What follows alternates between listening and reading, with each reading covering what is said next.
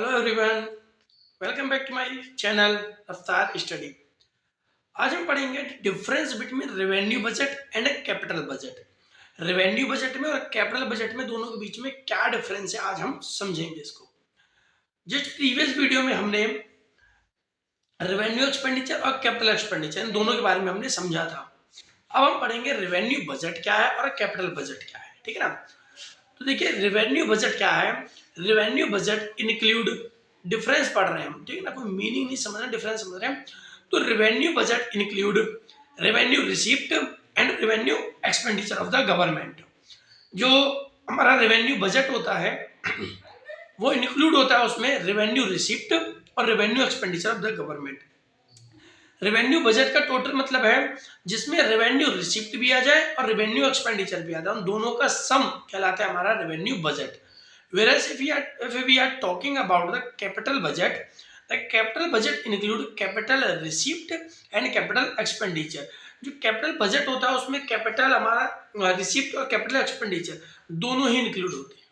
ठीक है, यहाँ तक तो क्लियर है। आगे सेकंड पॉइंट है हमारा, revenue budget does not impact liabilities and assets of the government.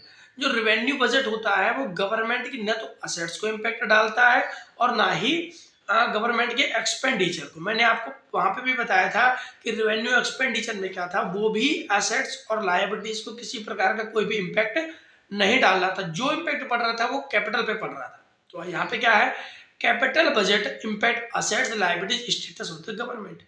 जो कैपिटल असेट, जो कैपिटल बजट होता है वो गवर्नमेंट की असेट्स को भी इम्पैक्ट डालता है एज वेल एज लायबिलिटीज को भी इम्पैक्ट डालता है, ठीक है ना।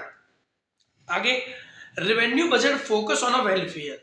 जो रेवेन्यू बजट होता है वो फोकस करता है वेलफेयर पर। मैंने रेवेन्यू एक्सपेंडिचर में भी यही बताया था कि सरकार रेवेन्यू एक्सपेंडिचर करेगी लोगों पर खर्चा तो वेलफेयर के मोटिव से ही करेगी। Of the peoples by DBT. DBT मतलब डायरेक्ट बेनिफिट ट्रांसफर। गवर्नमेंट के द्वारा जो डायरेक्ट बेनिफिट प्रोवाइड करवाया जाता है किनको, लोगों को, जो पब्लिक्स होती है उनको, तो वो क्या है, रेवेन्यू बजट है। क्योंकि इसका जो मेन फोकस होता है वो वेलफेयर पर होता है। It does not directly contributed to the GDP. ये जीडीपी पर डायरेक्टली कंट्रीब्यूटेड नहीं करती है, रेवेन्यू एक्सपेंडिचर भी नहीं कर रही थी। मैं कॉमन पॉइंट्स निकाल के चल रहा हूँ, जहां जहां पर बजट है वहां वहां पर अपन एक्सपेंडिचर भी डाल देंगे तो that is correct, the difference between revenue budget and revenue expenditure दोनों में ही, ठीक है ना।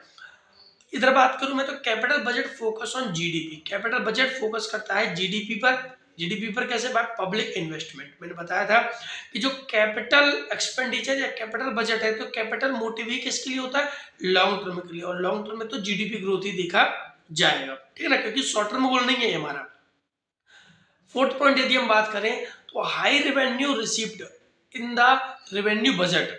रेवेन्यू बजट में से हाई यदि रेवेन्यू रिसीप्ट होता है, रेवेन्यू रिसीप्ट होता है रेवेन्यू बजट में से ज्यादा, तो लो कैपिटल रिसीप्ट।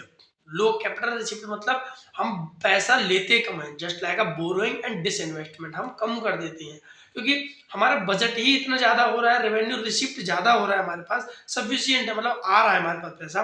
तो why we are going for borrowing, हम बोरोइंग के लिए क्यों जाएंगे, and why we do disinvestment, हम डिसइन्वेस्टमेंट क्यों करेंगे, नहीं करेंगे, ठीक है। आगे in the capital budget it is a sign of growing economy. ये हमारा एक सिंबल है, एक इंडिकेटर बताता है कि जो हमारी इकोनॉमी है वो कैसी है, ग्रोइंग इकोनॉमी है, हमारी अर्थव्यवस्था ग्रो कर रही है इस टाइम पे, क्योंकि हमारा रिसीप्ट है, रेवेन्यू रिसीप्ट वो ज्यादा है।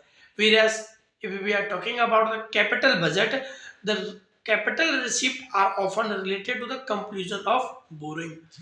कैपिटल रिसिप्ट होता है वो एक कंक्लूजन है हमारे लिए, मजबूरी हो जाती है किस चीज के लिए, बोरोइंग करने के लिए। बोरोइंग लेने का एक कंक्लूजन बन जाता है कैपिटल रिसिप्ट हमारा, क्योंकि ये असेट्स को लायबिलिटीज को दोनों को ही इम्पैक्ट डालती है। और लॉन्ग टर्म ग्रोथ के लिए हमको किसकी जरूरत पड़ती है, इन्वेस्टमेंट की जरूरत पड़ती है, बोरोइंग की जरूरत पड़ती है। तो that is why we are going for borrowings. ये कंक्लूजन हो जाता है हमारे, कंक्लूजन मतलब मजबूरी बन जाती है। It is sine of backward economy. ये हमारे लिए एक सिंबल बना करके देता है किसका, बैकवर्ड इकोनॉमी का। कौन सा, कैपिटल रिसिप्ट हमारा, ठीक है ना।